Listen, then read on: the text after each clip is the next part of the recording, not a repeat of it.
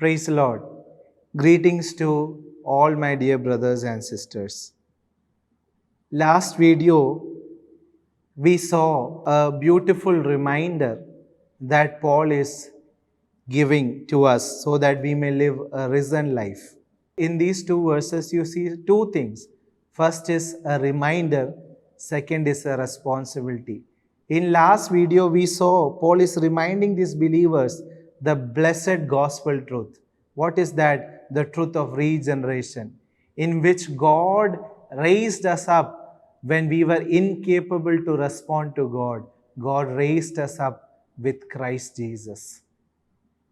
That is a blessed truth. That is why Paul is reminding them. Not only that, Paul is making it clear that in order to live a risen life, Paul is reminding them, dear brothers and sisters, that Christ is sufficient, that Christ is enough, and He is all in all. That is what Paul was reminding them. The reason Paul was reminding them that truth was because of the emerging heretical teachings in that church that led people away from the supremacy of the Christ. The reason why Paul was reminding them this blessed gospel truth is because of the emerging heretical teaching in that church that was leading people away from the supremacy of Christ. See, as you evaluate all the heretical teachings in the New Testament, as well as the heretical teachings today also, you see an attack on Christology. That is the fundamental thing that you see in most of the heresies. An attack on the person and work of Christ, taking people away from the Christ who is revealed in the Bible, presenting them a different Christ, presenting before them a different gospel with a different spirit. That is what Apostle Paul wants the believers in Corinthians. 2 Corinthians chapter 11, we see that as serpent deceived Eve, be careful that you may not also be deceived by a different Jesus, different gospel, and different spirit. That is the reason Paul was reminding them about the gospel truth. In this video, I just want to encourage all my dear brothers and sisters. We all need to understand gospel properly. The gospel that scripture reveals properly. If you are so firm with the truth of the gospel, no one can deceive you in this generation. You will be able to discern things that lead you away from the Christ of the Bible. You must be gospel-centered, Christ-centered. Then only you will be able to discern.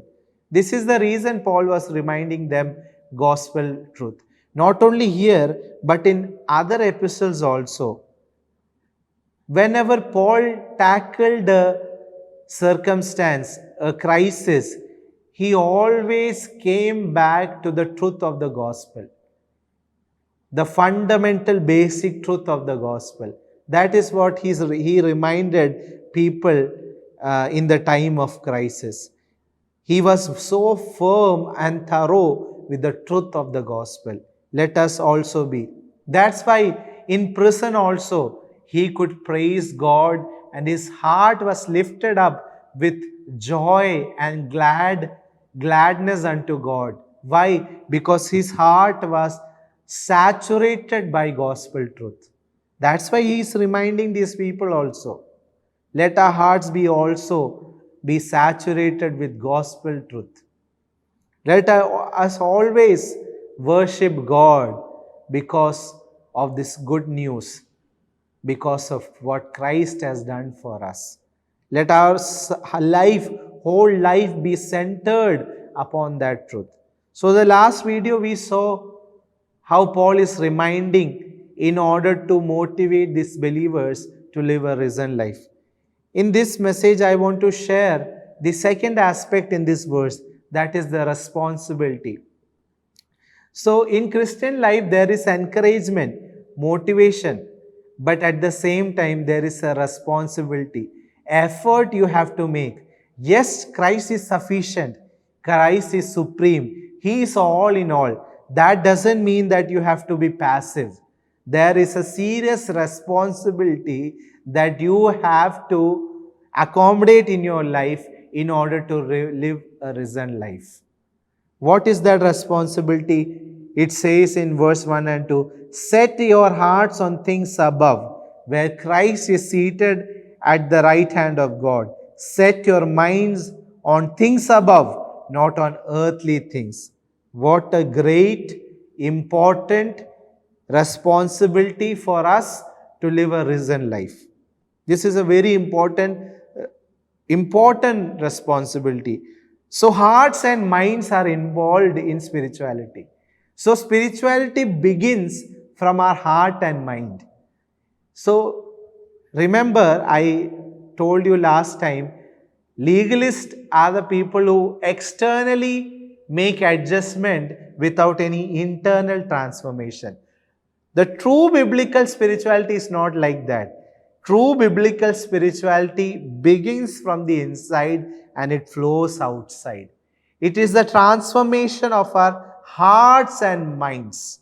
It begins with our hearts and minds. That is what Paul is reminding over here. Set our hearts and minds on things above, things of above, where Christ is seated at the right hand of God, not on earthly things. Unless our insight changes, we cannot manifest a genuine risen life. You can act a risen life for few days, but it will go off. If you want to live a true, genuine risen life, true Christian life, your inside needs to be changed. And that can be only done by Christ. That's what we see in Christ is sufficient for that. So when Bible speaks about heart and mind, it is speaking about our inner being, right? It is speaking about our inner being. See, heart refers to part of human that controls desires, emotions, hopes, dreams, and other things. And mind refers to our intellect, reasoning, and thought. And when Bible is talking about hearts and minds, it is collectively talking about our inner being. So in order to live a risen life, my dear brothers and sisters, to simplify it, let me tell, our desires, our emotions, our aspirations, our ambitions, our reasoning, our thought process must always be set continuously on things of above, on Christ Jesus alone. Wow. What an important responsibility we have in order to live a risen life. Otherwise, it is impossible. Otherwise, you cannot live a risen life. If your mind, if your desires, if your heart and mind, your desires, your emotions, your intellect and reasoning is given for other things, if you long for other things, you cannot live this risen life. Paul says, set your mind. The term set means keep seeking. It is a continuous action. So, Paul is saying, keep seeking from your whole heart and whole mind things of above. Christ-like life flows from a heart and mind that is continuously seeking things of above. So people who are not continuously seeking it, they cannot live a Christ-like life. They cannot live a Christ-like life. It is impossible for them. So the question is, are you continuously seeking it? Is your mind devoted for that? Does your heart longs to live a life that pleases God? Does your heart longs on the supremacy of Christ, that Christ is enough? Keep seeking spiritual matters to make it simple. The setting of heart and minds is a process where sanctification process is done. If you don't set your heart and mind on things of above, the sanctification work of the Holy Spirit will not be done in us. See, Paul says in Romans chapter 12 2, renew your minds, which is so much similar with this word, setting your hearts and minds. My dear brothers and sisters, unless we set our mind deliberately, making an effort, depending upon the grace of God, upon Christ, we cannot live a risen life. It is impossible. So why are you setting this? Because Christ is seated at the right hand of God. We are setting it because Christ is our source. We are setting it because Christ only can help us to live this victorious Christian life. He is the source of our blessing. He is the fountain of our blessing. That's why we are continuously seeking, continuously setting our hearts. Very important for living a spiritual life. See, when it comes to secular matters and other matters of our life, we are very consistent. We are very consistent.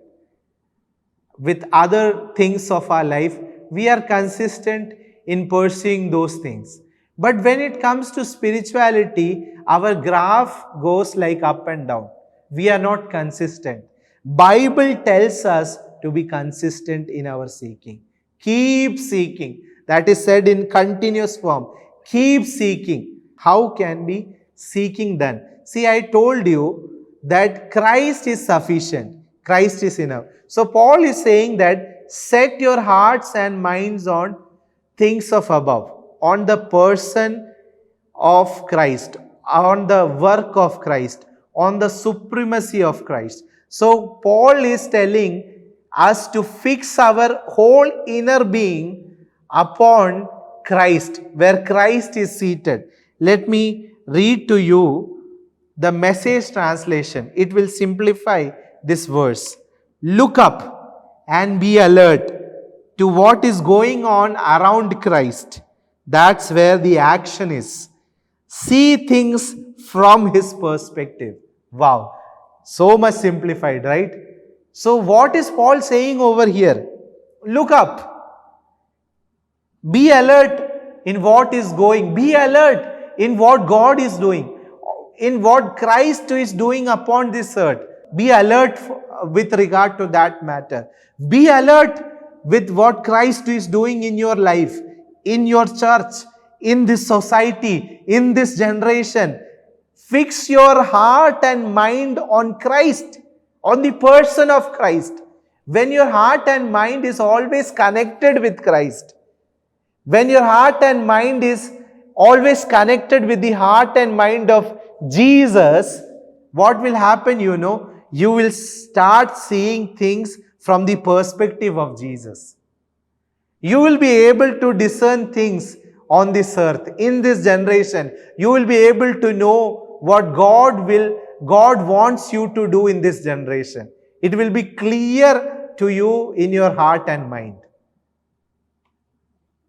Look up, be alert to what is going on around Christ. That is where the action is. See things from his perspective. Wow, what an encouragement that is. What a great responsibility we have. My dear, Christ is sovereign over everything. He is seated at the right hand of God. Everything is under his control. You need to fix your heart and mind upon Christ. How can you do that? How can you get your heart and minds connected with the heart and mind of God, heart and mind of Christ? How can you get your heart and mind connected with Him? The heart and mind of God is revealed in the scripture. If you are connected with the word of God, if you daily meditate God's word, if you spiritually eat God's word, then your heart and mind is actually connected with Christ, who is seated at the right hand of God. That's how you set your heart and mind. Every day you meditate the pure word of God. You prayerfully meditate it. You read it to see Christ in the scripture. And that is where your heart and mind gets in more intimacy with the heart and mind of God, the heart and mind of Christ. That's how you set your heart and mind. That is the responsibility we all have so that we can live a risen life. If we don't have a proper meditation of God's word, if we don't prayerfully read God's word, if we don't read the word of God to see Christ in it, we will not be able to live a risen life. This is the secret of living a risen life. Paul is reminding the gospel's truth. Secondly, Paul is telling a responsibility for us to live a risen life. How can we live a risen life? We can live a risen life if we keep seeking things of above, where Christ is seated at the right hand of God. And we know and we understood how we do that. We do that by studying the scripture. We do that by meditating the scripture. We do that by prayerfully reading the word of God. That's where we see the perspective of God. That's where we see the perspective of Christ. That's how our hearts are transformed. And when your hearts and minds are transformed, it will be exhibited in your life. It will be exhibited in your relationship towards parents. It will be exhibited in your relationship towards your teachers, your colleagues, your spouse. It will be reflected in all the areas of your life. When your heart and mind is transformed by the proper meditation of the Word of God, you will manifest a Christ-like life. You will manifest a risen life. That is what God has called us in this generation. To manifest a risen life. To live a risen life in this dead world. When you live a risen life in this dead world, you will attract many dead people through the gospel. They will also be risen by the powerful truth of the gospel. Your life, your whole life that is manifesting the gospel of Christ will bring many to Christ.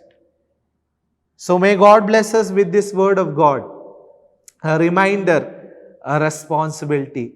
May God help us to live a risen life, blessing this world. May God bless us all. Thank you.